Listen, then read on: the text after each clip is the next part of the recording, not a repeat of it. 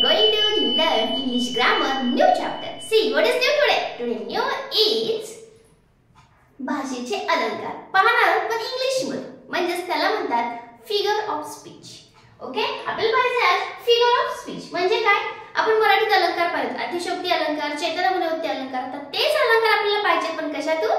English मधून. आणि यामध्ये आपण ट्रिकली जाणार आहोत, कारण आपल्याला माहिती आहे अलंकार ओळखायला आपल्याला सांगितलं असतं.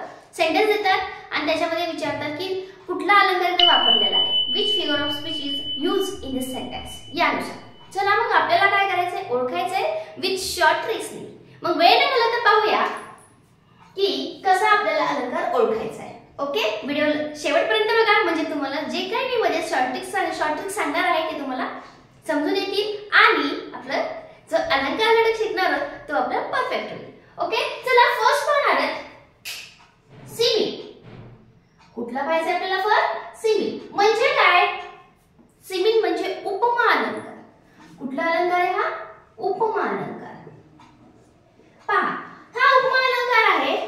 मग काय असतं, एखाद्या गोष्टीत त्याची उपमा दिलेली असते. आपण म्हणतो मला काही त्याची उपमा देऊ नकोस, मी तसा नाहीये. कोणी म्हटलं असं काय राक्षसासारखा असतोस, मग आपल्याला राक्षस आवडत नसेल, आपण काय म्हणणार, मला राक्षसासारखं म्हणू नकोस, काही पण म्हण. म्हणजे आपल्याला त्याची उपमा देता येत ना, त्याला उपमा म्हणायचं, खायचा उपमा नाही. ओके, सी एखाद्या गोष्टीत तरी साम्य असेल मग दोघांची तुलना करतात. तू राक्षसासारखा असतोस म्हणजे आपण राक्षसासारखा नाही, फक्त आपली तुलना कोणासोबत केली आहे? त्याच्यासोबत केली आहे. यासारखं. किंवा एखादं खूप गोड बाळ असेल तर काय कृष्णासारखा दिसतो, मग खरंच तो कृष्ण आहे का? देव कृष्ण आहे का तो? नाही, त्याची स्माईल तशी आहे. म्हणजे आपण काय करतोय, याची तुलना याच्यासारखी आहे असं दाखवतो, त्याला म्हणायचं सिमिल आणि म्हणजेच उपमा अलंकार. मग लक्षात ठेवायचं तुम्हाला की सिमिल म्हणजे काय, एखाद्या घटकाची उपमा दिलेली असते. मी आता सांगितलं की किती गोड हसतोस रे तू, कृष्णासारखा म्हणलं. किंवा एखादा नटखट असेल, खूपच खोड्या करत असेल, काय कृष्णासारख्या खोड्या करतोयस, म्हणजे तो कृष्ण आहे का? नाही, फक्त त्याची वागणूक कशी आहे किंवा तो खोड्या कसा करतोय, कृष्णासारखा करतोय, म्हणून याला म्हणायचं सिमिल. ओके, शॉर्ट आणि सिंपल. याच्यामध्ये एक एक्झाम्पल घेऊया. It is as clear as, पहा, क्रिस्टल. हे कसं क्लिअर आहे? ॲज क्लिअर ॲज, क्लिअर आहे, खूप क्लिअर आहे. पण कशासारखं आहे? क्रिस्टल सारखं आहे. मग तो क्रिस्टल आहे का? नाही, क्रिस्टल सारखं क्लिअर आहे. याला म्हणायचं सिमिल. मग आता तुम्हाला समजलं, मला क्रिस्टल माहिती आहे, माहितच नाही किंवा ह्याला माहितच नाही, मग कसं ओळखायचं? चालते. ते जरी माहित नसेल, मिनिंग जरी कळलं नसेल तरी तुम्हाला मार्क मिळतील. कसं काय? याच्यामध्ये ॲज आले ॲज आलं एखाद्या सेंटेन्स मध्ये, तर सरळ म्हणायचं तो सिमिल आहे. ओके, एक शॉर्ट ट्रिक्स ॲज. अजून काही येणार आहे, वन बाय वन मी सांगते. आता सेकंड घेऊया. तानाजी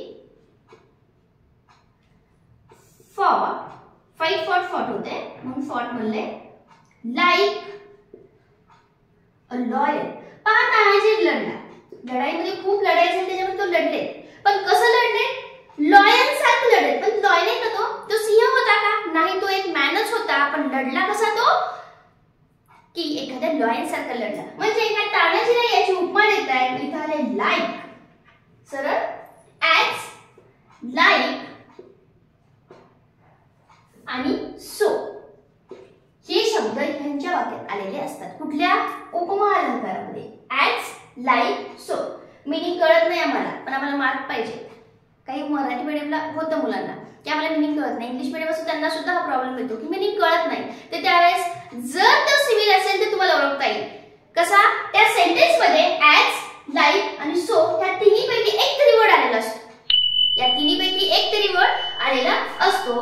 पहा, अजून वाटल्यास आता white is a figure and white is a cloud. आता एखाद्या मध्ये आपण इथे काय म्हणले, एक सेंटेन्स सांगितली होती, white is a figure and white is a cloud. म्हणजे एका सिमिल आलेलं असतं, काहीतरी त्याच्यामध्ये साम्य दाखवलेलं असतं. मग मिनिंग नाही कळत, हे लक्षात ठेवा.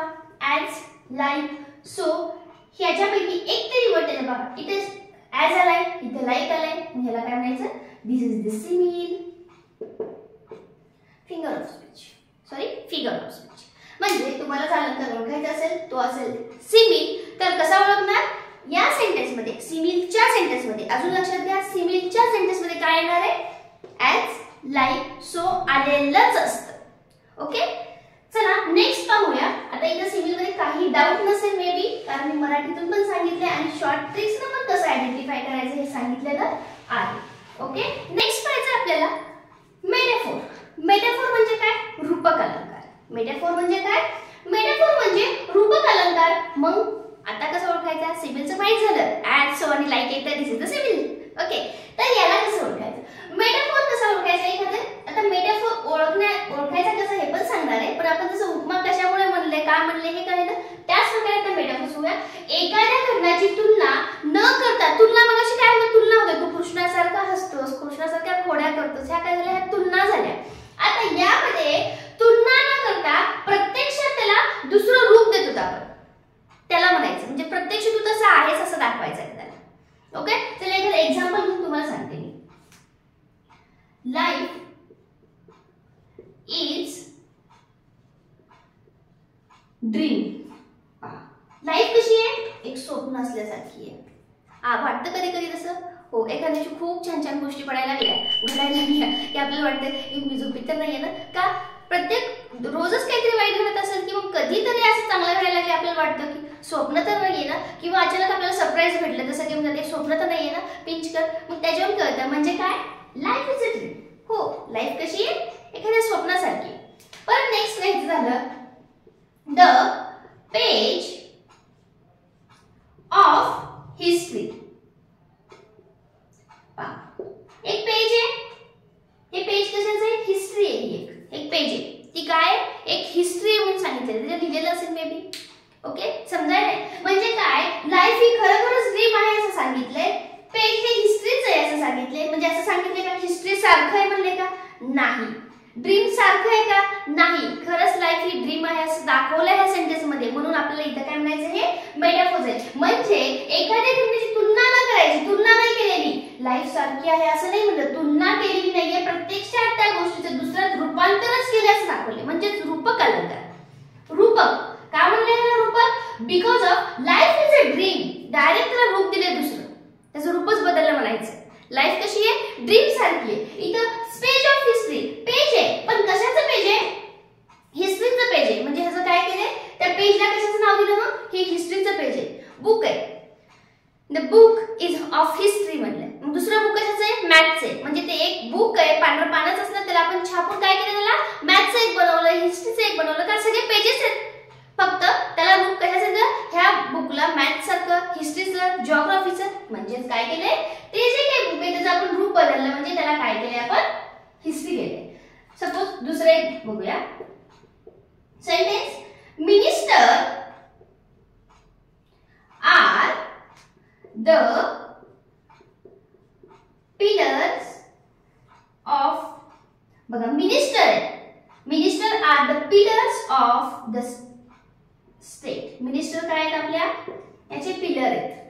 ओके, म्हणजे त्याच्यावर आपलं स्टेट कसं आहे? अवलंबून आहे. आपल्या स्टेटला हे सपोर्ट कर, म्हणजे सपोर्ट सिस्टीम आहे आपली ही. कोण? Ministers are the pillars of our state. ते खरंच पिलर आहेत का? त्यांना मानलंय तसं का? ह्यांनी जे डिसिजन घेतले चांगला वाईट त्यानुसार आपल्या स्टेटचं प्रोग्रेस लॉस हे ह्याच्यानुसार आहे, त्याच्यामुळे असं सेंटेन्स म्हणले. सपोज अजून एखादं सेंटेन्स घ्यायचं झालं तर मदर अर्थ. आपण अर्थला मदर अर्थ, आपली पृथ्वी काय? आपली माता आहे, जननी आहे. आपण म्हणतो आई आहे, माता आहे, जननी आहे, म्हणजे आपण तिला मानले आईसारखं. कसं केलंय? आपण तिला मानले. ओके, म्हणजे आपण तिला डायरेक्ट मदरची जागा दिलेली आहे. याला म्हणायचं की आपण रूप त्याचं बदललंय, त्याला काय केलं? वेगळ्याच रूपाचं नाव दिले, म्हणजे आहे ते तसं. मग अशी त्याला काय केलं? तुम्ही उपमा दिली होती कृष्णासारखं, म्हणूनच तिथे लाईक ॲज सो येते, ह्यात तसं काही येत नाही. याच्यामध्ये डायरेक्ट काय केले? रूपच बदलले. लाईफ इज हे असं आहे, पेज हिस्ट्रीच आहे, मिनिस्टर पिलर आहे. ओके, म्हणजे ह्यात काय केले यांनी? डायरेक्ट त्याला उपमा न देता काय केले? प्रत्यक्षात ते आहेत तसं असं दाखवलं असतं, त्याला म्हणायचं मेटाफोर्स. ओके, यामध्ये आपण दोन पाहिले आहेत, ह्याचे भरपूर टाईप आहेत, आपण वन बाय वन पाहणार आहोत. चला, शॉर्ट ट्रिक्स ते समजत असतील, कळत असेल ना, त्यामध्ये काही अडचण असेल तर कमेंटमध्ये नक्की सांगा. चला, ओके, व्हिडिओला लाईक करायचं असेल लाईक करून घ्या आणि शेअर आणि सबस्क्राईब करायला मात्र विसरू नका.